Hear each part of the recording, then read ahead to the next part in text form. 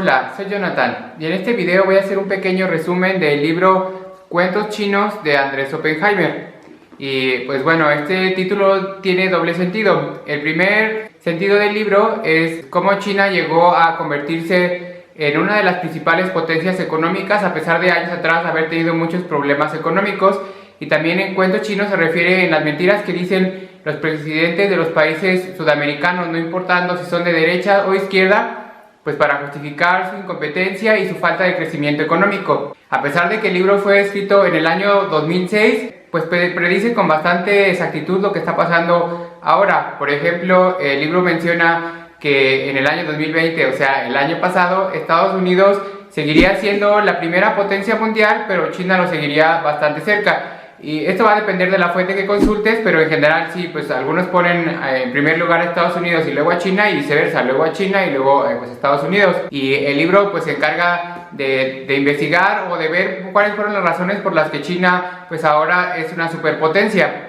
Y Andrés Oppenheimer se lo adjudica a dos cosas principalmente. La primera es su inversión en la educación para mejorar las condiciones económicas de la población, y la segunda es que a pesar de tener una política socialista, China busca atraer inversión de diversas partes del mundo. Hay algo muy cultural en los chinos, que es la doctrina confuciana, que hace que vean la educación como una manera de superación y de crecimiento personal. Por ejemplo, hay un dicho que dice: no dejarás que la pobreza interfiera en tu educación. Entonces, en este dicho podemos ver la importancia que le da la cultura china a la educación. Y es que dice Andrés Oppenheimer que el principal problema de los países latinoamericanos es que somos países con mucha inseguridad, y además de esto tenemos mucha inestabilidad política. Lo podemos ver en nuestros países, que llega un presidente y hace alguna reforma o algún cambio de ley, y después llega otro de la oposición y destruye todo lo que había hecho el anterior, sin importar si esta política era buena. Además de que la inseguridad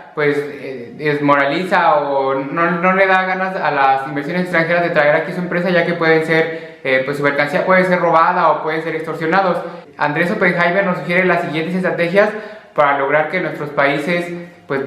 logren un crecimiento educativo y económico. En el ámbito de la educación, dice Oppenheimer que a pesar de que China es un país socialista, los chinos pagan educación universitaria. Yo busqué una estadística y dice que aproximadamente unos $2,200 al año. Y lo que hacen las autoridades chinas es hacer una investigación económica y ver quién tiene la verdad la posibilidad económica de pagar esto. Y a las personas que de verdad son muy pobres, lo que ellos hacen es, además de pagarles la educación, les dan un apoyo para hospedaje y para alimentos. Los países de Latinoamérica en realidad invierten mucho menos que las principales potencias económicas en educación, y esto poco que se invierte, la mayoría se va para gastos administrativos o para gastos de manutención de las escuelas. De hecho, en los países de Latinoamérica los maestros tienen sueldos muy bajos. Esto hace que el nivel educativo haya mucha diferencia entre las personas que estudian en un colegio de élite en una ciudad a la persona que estudia en una escuela pública en una zona rural. Entonces, lo que sugiero Oppenheimer es que se gaste más en la educación básica para que no haya tantísima diferencia, y al momento de llegar a la universidad, no importando tu nivel socioeconómico, tengas un nivel parecido al de tus compañeros. En cuanto a la educación universitaria, dice Oppenheimer que en los países latinoamericanos nada más las clases socioeconómicas de cierto poder adquisitivo son las que tienen la oportunidad de ingresar a la universidad, y las clases más bajas son las que se quedan rezagadas. De hecho, muchas de estas personas tienen acceso a pagar más de lo que están pagando en realidad. Por ejemplo, en la UNAM creo que se pagan 25 centavos al año, y yo he visto que personas de muy buen nivel socioeconómico, hijos de políticos y de empresarios, estudian derecho, medicina, ciencias políticas principalmente, cuando estas personas la verdad es que sí tienen un nivel adquisitivo como para aportar más a su educación. Lo que también sugiere Oppenheimer es que se dé un tipo de crédito como se hace en Estados Unidos, es decir, que el gobierno subsidie los gastos de los estudiantes, ya que los estudiantes entren al mundo laboral, empiecen a pagar esta beca que les ayudó a obtener el gobierno. El problema de los países latinoamericanos es que cada vez un título universitario, y no solamente en los países latinoamericanos, sino en general, los títulos universitarios cada vez tienen menos valor, y además de esto, un título universitario ya no te garantiza nada, y menos en un país latinoamericano. Si llegas a encontrar trabajo de tu área, no necesariamente va a ser pues algo bien pagado. Va a ser bastante complicado que tú pagues por tu educación y te va a crear mucha estrés y ansiedad salir de la universidad y tener que pagar pues una gran deuda. También Oppenheimer dice que como en China pues lo que se debe hacer es aumentar el nivel de inglés, pero la realidad es que según lo que investigué, es cierto que en China pues sí, las escuelas y también los padres hacen el esfuerzo para que sus hijos tengan un buen nivel de inglés, pero la realidad es que solamente el 1% de la población china habla este idioma fluidamente, que pues los países asiáticos en la prueba PISA en el 2018 eran los que lideraban los primeros puestos. Países como por ejemplo China, Singapur, Hong Kong, Macao, eran los países con los mejores niveles dentro de esta prueba que se encarga de evaluar el nivel general de los estudiantes, pero en muchos casos pues lo que hacen ellos es pues, escoger estudiantes de escuelas de élite dentro de las ciudades y no necesariamente refleja pues la condición de toda la educación en China, sobre todo que es un país tan enorme. Pues no dudo sinceramente que tenga el mismo nivel el niño que estudia en una escuela de élite en una ciudad al niño que estudia en una escuela pública en una escuela rural. También lo que sugiere Oppenheimer, y esto la verdad sí le veo bastante utilidad, es que las escuelas tengan la apertura de que se evalúe el nivel educativo, más que las escuelas del gobierno, que el gobierno se preste para que pues, instituciones externas lleguen a evaluar el nivel educativo de los maestros y sobre esto va a trabajar qué es lo que se puede mejorar. El problema es que a los países latinoamericanos no les gusta eso. Por ejemplo, el anterior presidente de México hizo una reforma en la que pues, cada cierto tiempo los maestros tenían que hacer un examen, de hecho hasta para obtener pues, un trabajo de maestro tenías que pasar un examen que era complicado, y este presidente echó para atrás toda la reforma y llegando pues, a la corrupción que se manejaba antes, que pues, era la venta de plazas, la heredada de plazas como maestro. Entonces en realidad los gobernantes latinoamericanos prefieren el apoyo tal vez de estos sindicatos, aunque pues, esto haga que la educación siga rezagada. En el ámbito económico, Oppenheimer dice que los gobernantes de Latinoamérica siguen con una mentalidad atrasada en la que pues, escuchamos constantemente sus discursos que dicen que nuestros países pues, tienen mucha riqueza natural, por ejemplo petróleo, tal vez algunos minerales, pero la realidad es que pues, la riqueza de verdad ahora ya se está generando pues, por medio de la tecnología, patentes y sobre todo la creatividad y la productividad. Por ejemplo, lo podemos ver en el caso de Singapur. Singapur es una islita súper pequeña que hasta el agua potable tiene que importar, y hace algunos años pues tenía muchos problemas económicos, y una de sus principales estrategias fue invertir en educación y también en tecnología, y ahora Singapur, a pesar de ser un país tan pequeño, es una de las principales potencias económicas con mejor nivel de vida. Y es que en la actualidad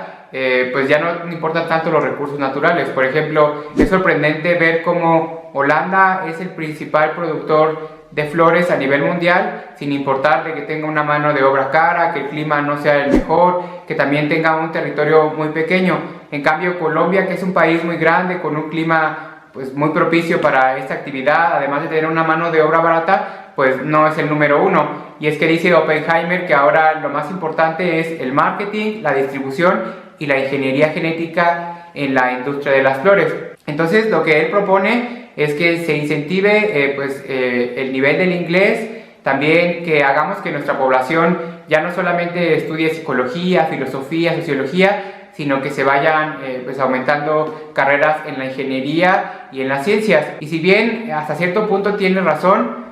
pues de nada te sirve tener un montón de ingenieros si tu país no tiene la industria como para hacer esto. Lo podemos ver en el caso de Brasil. Había notas que decía que Brasil, por su crecimiento económico, iba a necesitar tantos o cuantos millones de ingenieros, y muchas personas empezaron a a estudiar diversas ingenierías, y pues la economía no creció tanto como lo prevían los analistas, lo que hizo que, según la estadística que encontré, hasta 400,000 ingenieros estaban desempleados en Brasil hasta el año pasado. Muchos de estos ingenieros, algunos estaban agarrando trabajos que requerían menor cualificación a la que ellos tenían, o ya de plano se estaban regresando a la universidad a estudiar otra carrera. Y es que pues en el papel suena muy bonito en invertir en educación y en tecnología para mejorar las condiciones de nuestros países. El problema es que pues nuestros gobernantes padecen del sesgo del status quo, que es decir, prefieren dejar las cosas como están hasta que lo rebasa la realidad, y pues es lo que dice Oppenheimer, que los países de América Latina se van a quedar súper rezagados a comparación de las potencias de primer mundo. Él pone como ejemplo que sí se puede, o sea, que no pongamos de pretexto, es que nosotros somos de Latinoamérica, es que pues nosotros siempre hemos sido así, y pone como ejemplo el caso de Irlanda, que para muchas personas tiene muchas similitudes con América Latina. Por ejemplo, pues les gusta la fiesta, les gusta mucho tomar, son muy religiosos, y hasta hace algunos años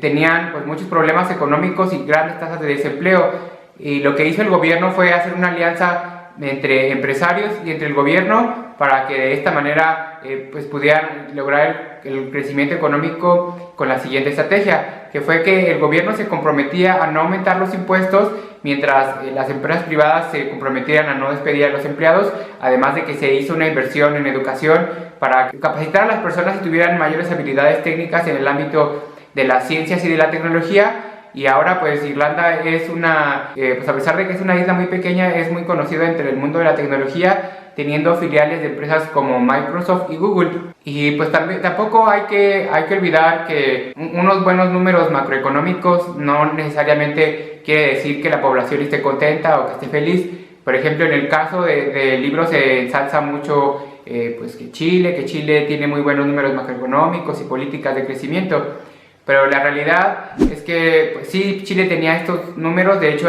en algunos lugares yo llegué a leer que Chile era la Suiza de Latinoamérica por su nivel de vida. El problema es que sí tenían los buenos números macroeconómicos, pero en realidad es que cada vez era más caro y más difícil pagar los gastos de vivir en Chile. Incluso hasta la clase media sufría de esto, lo que provocó un gran descontento social y muchas manifestaciones en este país,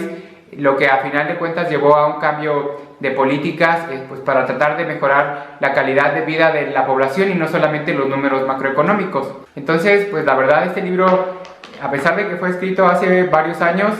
tiene consejos bastante frescos de cómo podemos mejorar la economía de nuestro país, y siempre hay que leer las cosas pues, con un sentido crítico, porque pues como ya lo dije, hay algunas cosas que pues, sí son complicadas de lograr. Si te gustó este video, dale like y suscríbete.